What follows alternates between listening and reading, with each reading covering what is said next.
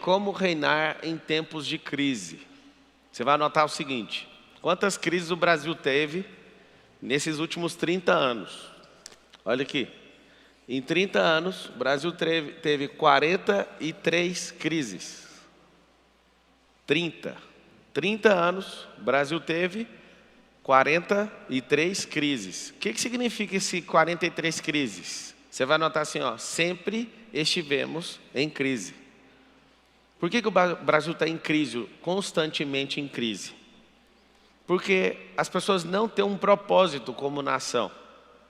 Os políticos têm propósito de poder, esse poder ou é individual ou de um grupo, né? O sistema inteiro são múltiplos grupos, e o que acontece é um negócio muito simples.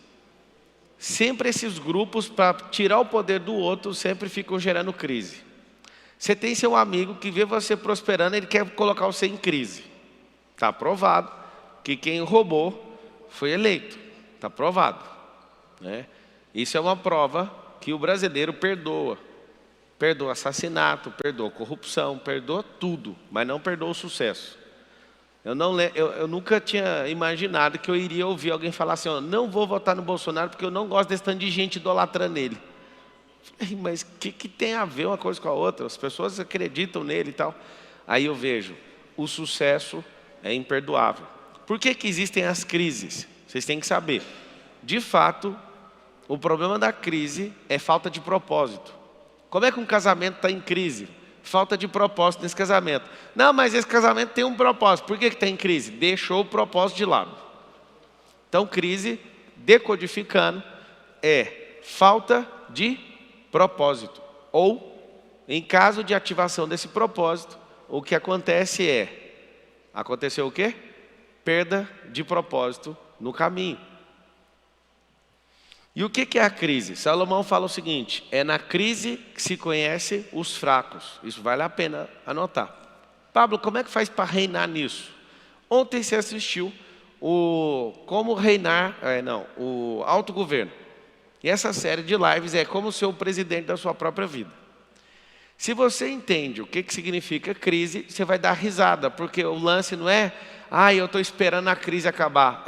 Quem manda é a pessoa que se antecipa à próxima crise. O grande lance é entender que existe crise constante no Brasil. Enquanto você está saindo de uma, já está entrando em outra. Algumas pessoas fazem promessas: quando essa crise passar, eu vou fazer tal coisa. Então, quando essa crise passar, já entrou na outra faz tempo.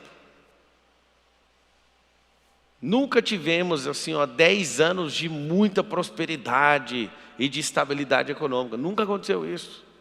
Quando a gente tem a chance disso acontecer, em 4 anos alguém já muda o jogo e começa a roubar e começa para o outro. Esse é o Brasil, uma nação sem propósito. Mas por que a nação não tem propósito? Porque seu povo não tem propósito. Você deixa alguma coisa cair no chão, nós temos um problema grave. As pessoas não respeitam o bem material do outro, a propriedade privada. E aí as pessoas pegam. Eu nunca vou esquecer um vídeo de um senhor que achou $10 mil no aeroporto. Não sei, alguém chegou a assistir esse vídeo? E aí ele falou: não, eu não quero recompensa nenhuma, eu só quero conhecer o presidente Lula. Assista esse vídeo. E aí esse cara, não sei se ele era porteiro, o que ele era? Ele tinha uma função ou de segurança ou de porteiro. E aí ele chegou no presidente Lula e falou: eu realizei meu sonho.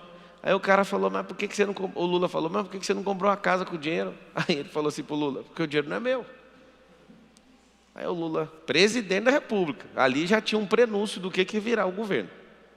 Ele falou assim: sabe, se você achou o dinheiro, achado não é roubado. Gente, vocês têm que assistir o vídeo. E aí o cara deu uma lição de moral no presidente da República. Ali todo mundo tinha que ter visto essa cena que aconteceu há, 20, talvez 18 anos atrás. O Lula dando lição de moral no cara por ter devolvido o dinheiro. E o cara falou: eu sou honesto e o que eu quis foi vir te conhecer. E eu, vindo te conhecer, percebi que você é um bandido, só pode. Então, é obrigatório. Olha lá, eu vi esse vídeo. Quem aí na internet viu? Escreve: eu vi esse vídeo, olha lá. Vocês têm que assistir esse vídeo. Ali está mostrando o que é de fato a pessoa. Para o Lula nunca tem crise, você tem que saber disso. Ele sempre vai ficar pegando dinheiro, então não tem crise para ele. Tá, vamos voltar para o nosso mundo aqui. O que nós precisamos é ficar profissionais de crise. E aí vocês vão fazer um negócio interessante agora. Vocês que estão aqui, ó, se estiver em casa e tiver condição de fazer, faz assim com a mão. Todo mundo. William Bonner, no jornal, fala assim, ó, o Brasil está em crise. Aí você vai fazer esse movimento, sempre que eu ouvir o William Bonner, eu vou fazer o William Bonner, tá? Eu vou falar, o Brasil está em crise, vira a mão assim. Beleza. Aí no outro dia, você acorda, o Brasil está em crise. Você vai fazendo, tá? Combinado? Então vai. Vocês vão entender um negócio agora que nunca mais vai sair da sua cabeça. O Brasil está em crise. Desvira. O Brasil continua em crise. Vai, desvira. O Brasil está em crise. Para aí. Tá, desvira a mão. O Brasil está em crise.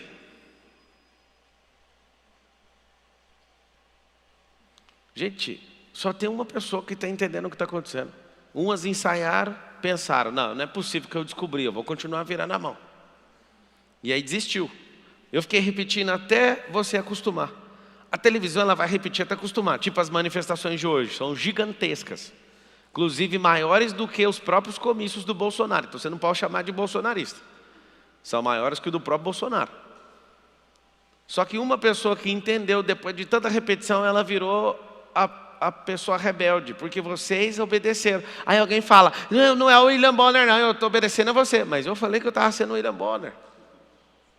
Mas mesmo que um querubim, com o novo evangelho, fale para você, ó, você tem que perder tudo na crise, você não tem que virar sua mão, a mão é sua. Isso aqui ó, é você recebendo o seu patrimônio, você recebendo os seus bens, você recebendo as bênçãos do alto, e alguém fala crise, você joga tudo fora. E aí o que aconteceu? Eu vi você testando, você falou, mano, eu não vou virar. Aí eu falei, vou repetir, vai que esse cara está querendo ser o rebelde. Aí dei uma olhada nele, dei uma olhada no senhor, fui dando uma olhada em quem estava falando que não tinha. E aí todo mundo virou, ficou só um sem virar. Só um aqui na plateia. Sabe o que significa isso? Eles falam até você acostumar. O melhor jeito de assaltar uma nação é ficar expondo crise. Nós perdemos 4 anos agora, o Brasil poderia ter ido para um lugar que você não imagina. Vou repetir mais uma vez. Entramos em outra crise. A das instituições. Todas as crises têm nome. Só que é o seguinte, é assim que funciona. Quando o William Bonner fala, estamos em crise, e você faz assim com a mão, só eu e ele fica com a mão assim, ó. E o que está na sua mão passa para a minha. Passa para a dele. E passa para a mão de todos os rebeldes que não caem nessa conversa. Eu sou construtor também. Eu lembro quando começou a pandemia, eu falei, olha, todo mundo me alertando, não faça casas. Não compre, não faça isso. Eu falei, sério? Aí liguei para o amigo construtor, você vai construir? Deus me livre. Vai faltar ferro, vai faltar não sei o que. Você vai construir? Ninguém ia construir. Eu falei, pode meter o pau. Comprei uma quadra gigante e comecei a construir várias casas. Aí o povo, você é doido, você vai construir no meio da pandemia? Claro. Todo mundo que eu conheço fez assim, eu vou ficar assim. Só para vocês entenderem, as casas eram para ser vendidas por 140, foi vendido por 170. É a minha casa, minha vida. Aí a minha mão aqui, ó. Aê! As mãos de todo mundo. Não, faltou ferro mesmo. Mas para quem nem construiu, para mim chegou o ferro lá. Mas quem não construiu se ferrou. O que é crise? Você vai escrever assim, ó. Ela é oportunidade ou uma maldição. A pessoa escolhe.